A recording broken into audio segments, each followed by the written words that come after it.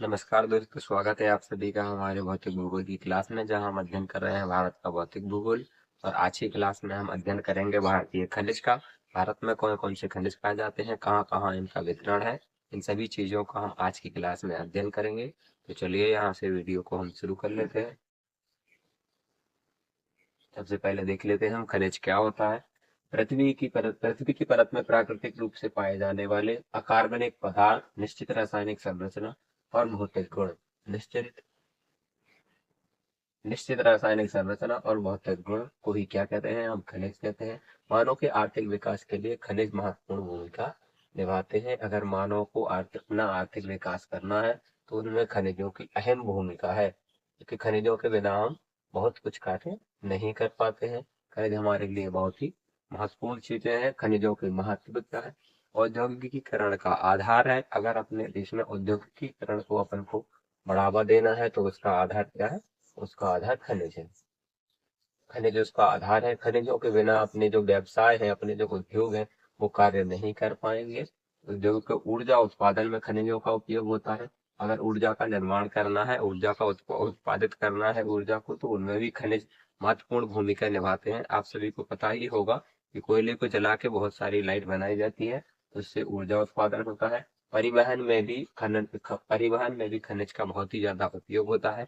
परिवहन के लिए भी खनिजों का उपयोग होता है। निर्माण कार्य के लिए भी खनिजों की आवश्यकता पड़ती है। किसी भी वस्तु का, लोहे का या कुछ का निर्माण करना है तो उसमें भी खनिजों की बहुत ज्यादा भूमिका होती है। रक्षा उद्योग के उपयोग में, अगर रक्षा करने के लिए हम कोई वस्तु बनाते हैं तो उसमें भी इन्हीं खनिजों का हम उपयोग करके कोई भी वस्तु बनाई जा सकती है। इन्हीं खनिजों का उसमें उपयोग होता है।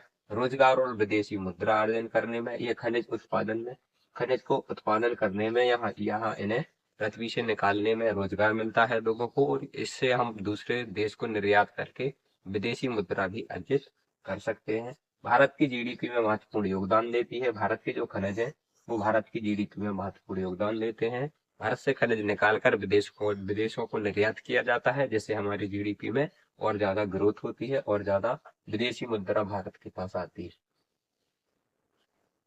भारतीय खनिज का वितरण की विशेषताएं। भारत के खनिज का जो वितरण है उसकी विशेषताएं क्या क्या है, इसमें देखेंगे तो असमान वितरण है। भारत में जो खनिज है वो असमान वितरण है, मतलब एक जगह कहीं खनिज नहीं है। भारत में जो खनिज है वो बिखरा हुआ है, तो उसका अध्ययन करें। अधिकतर खनिज प्रायद्वीपीय पठार में है। हमारे भारत का जो प्रायद्वीपीय पठार है, एक मिनट, हमारे भारत का मैप में समझाते हैं।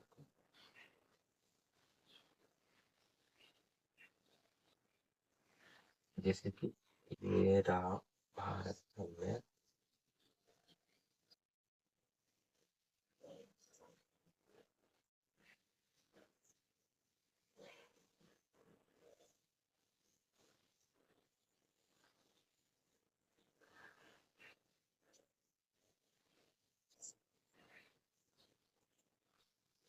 ये रहा हमारे भारत का मैप। तो मुख्यतः भारत में जो खनिज पाए जाते हैं वो ये वाला क्षेत्र है। हमारे भारत पे ज्यादातर खनिज इसी प्रायद्वीपीय ये प्रायद्वीप है, इसी प्रायद्वीपीय पठार में सबसे ज्यादा खनिज की मात्रा पाई जाती है। प्रायद्वीपीय भारत में खनिज क्यों पाए जाते हैं? क्योंकि आप लोगों को पता ही होगा कि प्रायद्वीपीय पठार जो है, जो हमारे भारत का ये सबसे पुराना भाग है। ये गोंडवाना लैंड का भाग है। जब उस टाइम पे जब पेंजिया महाखंड था, वो जाके दो भागों में टूटा था, अंगारा लैंड और गोंडवाना लैंड। ये उस टाइम का है, ये गोंडवाना लैंड का पार्ट है। तो ये बहुत ही पुरानी चट्टानें हैं और यहाँ पे खनिजों की मात्रा हमें भारत में ज्यादा देखने को मिलती है। या फिर खनिज यहाँ यहीं पे भारत में, इसी प्लेट में भारत में खनिज की उपयोगिता देखी जाती है, या खनिज यहीं से निकाले जाते हैं। भारत में खनिज बेल्टें क्या कितनी है? तो भारत में मुख्यतः चार खनिज बेल्टें हैं। कौन कौन सी हैं? वो दोबारा मैप बनाना पड़ेगा, मैंने डिलीट कर दिया। रफली मैप बना लेते हैं क्विक।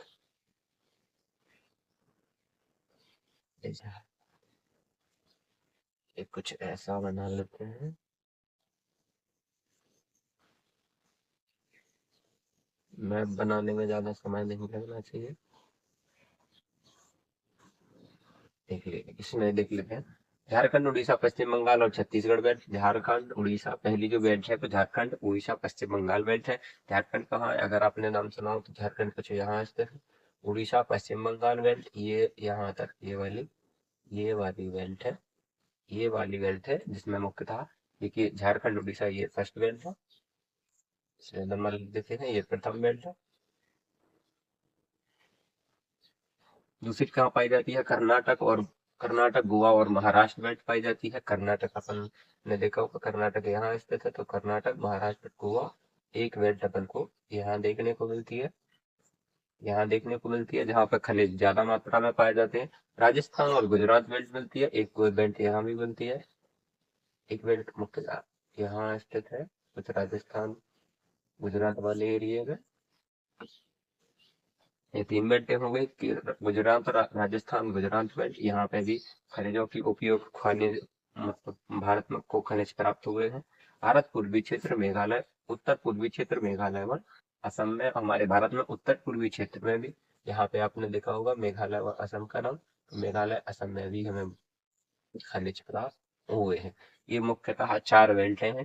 पहली बेल्ट है झारखंड, उड़ीसा, पश्चिम बंगाल और छत्तीसगढ़ बेल्ट, जो कि भारत में यहाँ स्थित है। दूसरी है कर्नाटक, गोवा, महाराष्ट्र बेल्ट, यानी कि ये वाली प्लेट। राजस्थान, गुजरात बेल्ट, यानी कि ये वाली। उसके बाद उत्तर पूर्वी क्षेत्र मेघालय और असम, यानी कि यहाँ पे ये क्षेत्र स्थित है। इन बेल्टों में भी हमें भारत में खनिज की प्राप्ति हुई है या खनिजों के भंडार।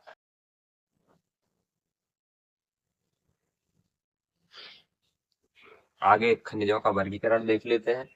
तो खनिज श्रेणी उदाहरण, धात्विक खनिज पहला होता है धात्विक खनिज, जिसमें लोहे की मात्रा पाई जाती है। उसमें कौन कौन से हैं, मैग्नीज, बॉक्साइट, तांबा, सोना, इन सभी खनिजों में लोहे की मात्रा पाई जाती है, इसलिए इन्हें लोह खनिज भी कहते हैं। इन्हें क्या कहते हैं, लोह खनिज भी,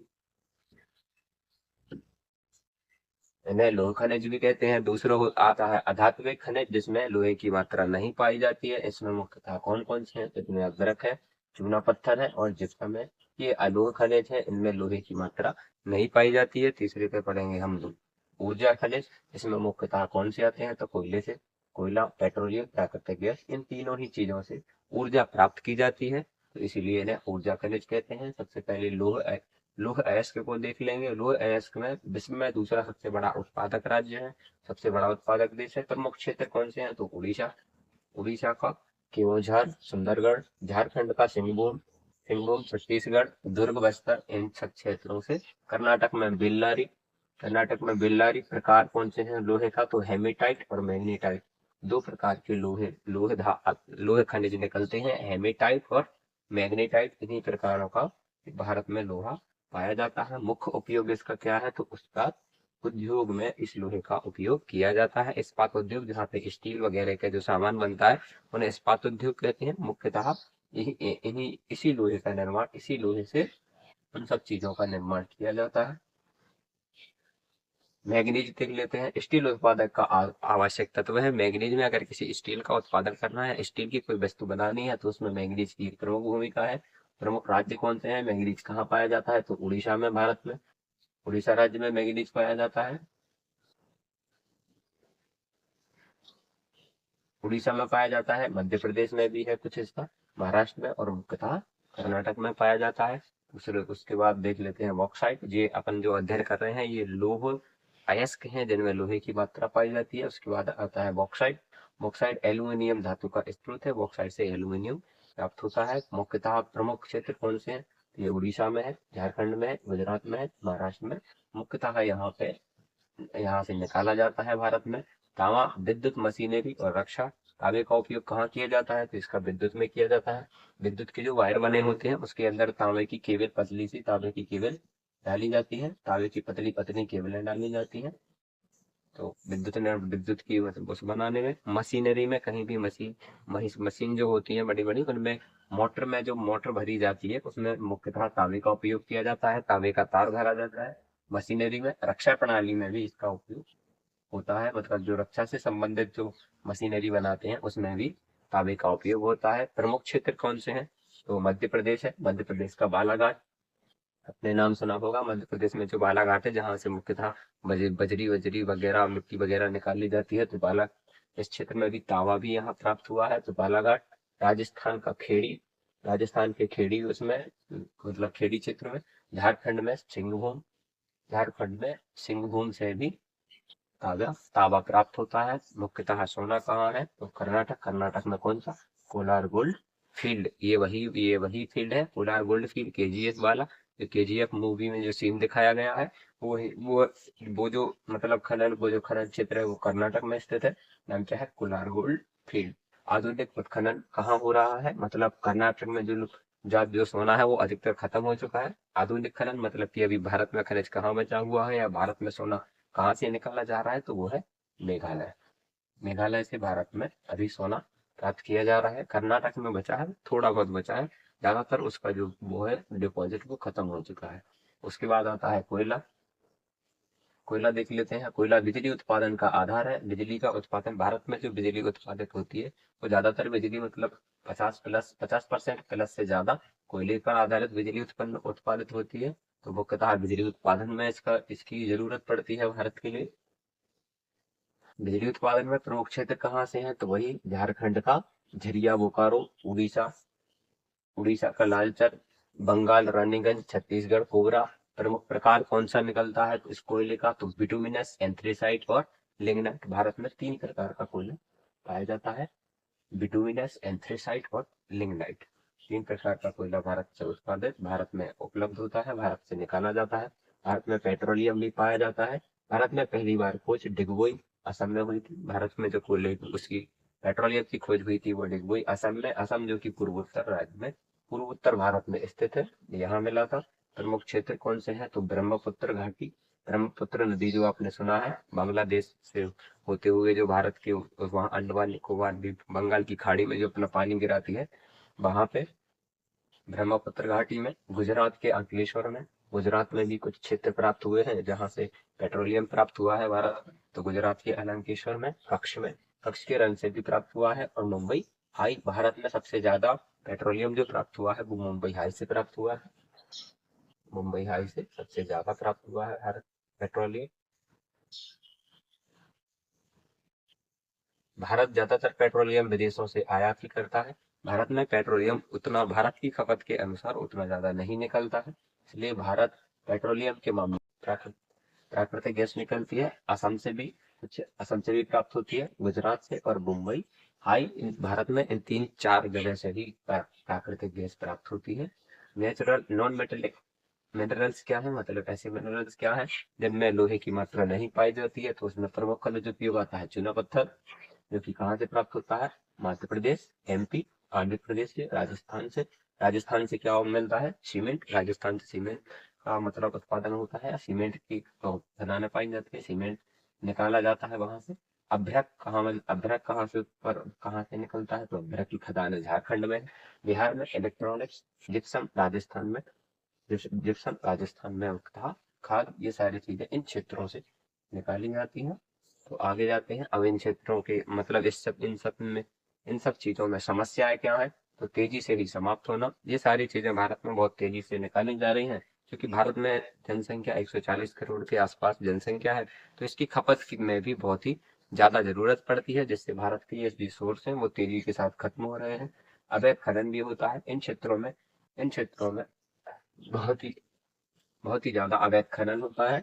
इसकी खबर भारत सरकार को नहीं होती है, तो अवैध खनन यहाँ की प्रमुख समस्या है। पर्यावरण प्रदूषण है, ये इन खदानों में जब उत्खनन होता है तो पर्यावरण भी प्रदूषित होता है। तो पर्यावरण प्रदूषण है और निम्न तकनीक है। भारत में खनन करने के लिए उच्च तकनीक नहीं है, जिससे पर्यावरण प्रदूषण ज्यादा होता है और कई बहुत सारी चीजों को हम ठीक तरह से संशोधित या ठीक तरह से नहीं निकाल पाते हैं। प्रौद्योगिकी की भारत में कमी है। ये समस्या है भारत की, ये समस्या है। और अंत में आप सभी के लिए धन्यवाद।